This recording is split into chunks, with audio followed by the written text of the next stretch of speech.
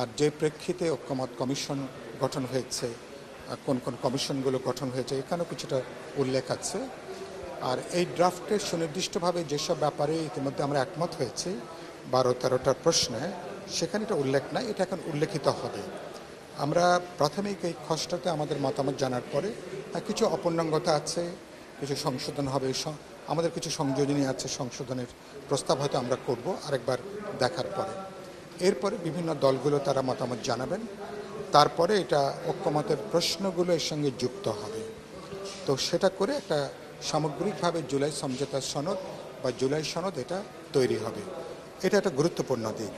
এবং তারপরে রাজনৈতিক দলগুলো তারা এখানে স্বাক্ষর করবেন, আর সরকারের দিক থেকে প্রধান উপদেষ্টা বা যারা দায়িত্বে ছিলেন তারা হয়তো নিশ্চয়ই এখানে স্বাক্ষর করবেন। এর বাইরেও কিছু প্রশ্ন আছে, তাহলে সেগুলোর ভবিষ্যৎ কী হবে সেটা আমার মনে হয় এখানে উল্লেখ থাকা দরকার।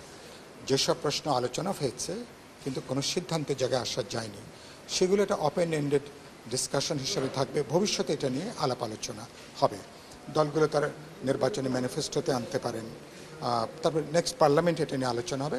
একটা পলিটিক্যাল স্ফেয়ারের মধ্যে একটা ডিসকোর্স আকারে এগুলো নিয়ে আলোচনা হবে। আমি আশাবাদী আমার মনে হয় অনেকের প্রত্যাশার চেয়ে অনেক বড় দাগের অগ্রগতিটা আছে। বাইরে যতই আমরা বিরোধ বৈরিতা দেখি, কিন্তু ভেতরের পরিবেশটা কিন্তু অনেকখানি সৌহার্দ্যপূর্ণ, অনেকখানি বন্ধুত্বমূলক, এবং প্রত্যেকের সম্মান মর্যাদা রেখে কথাবার্তা বলছেন। এবং একটা টলারেন্সের একটা সংস্কৃতি, ভিন্নমত থাকলেও সেটাকে আমলে নেওয়া, মর্যাদা দেওয়া, সেটা আমি কিন্তু লক্ষ্য করেছি। ফলে এটা বাংলাদেশের রাজনৈতিক সংস্কৃতির ক্ষেত্রেও আমি বলবো নতুন একটা মাত্রা এটা যুক্ত করেছে।